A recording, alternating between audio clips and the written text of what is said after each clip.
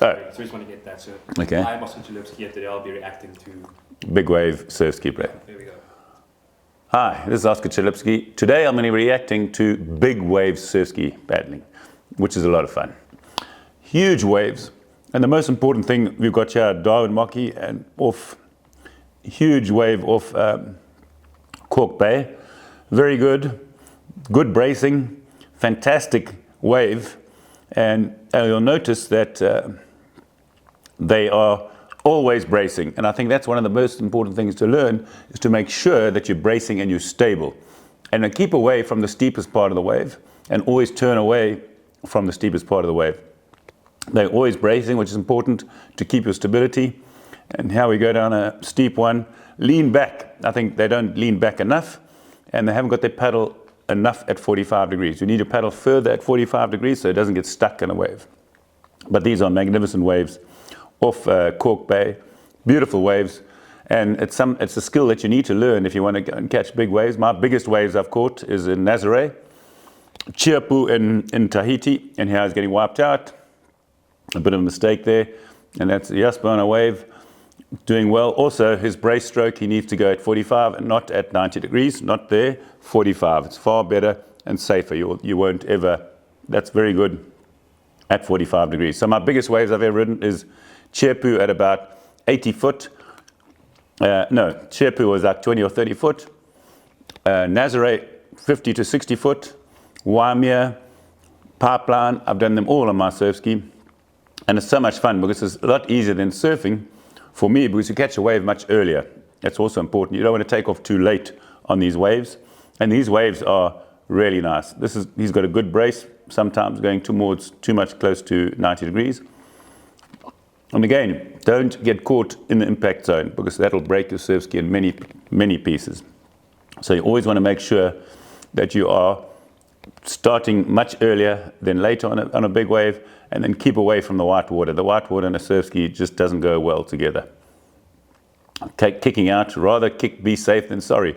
These boats, if you crash, if one of these waves break on you, you break them into many splinters. And I've probably broken 2 or 3 or 4 boats in my life. And it's just when you get caught off guard, and that's what you've got to avoid. A wave like this, that was close, can happen.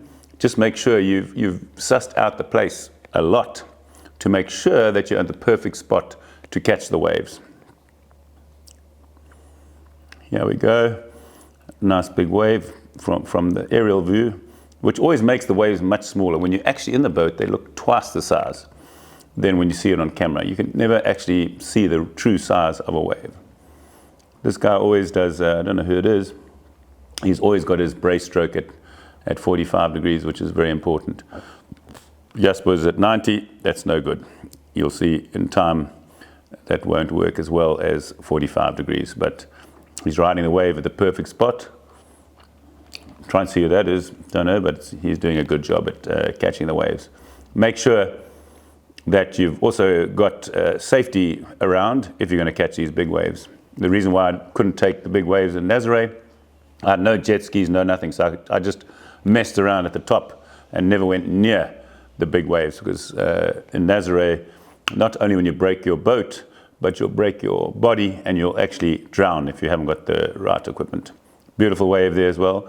Good 45-degree brace. And I'd love to be out there, but as you know, still with my head, I'm not allowed to go in these big waves.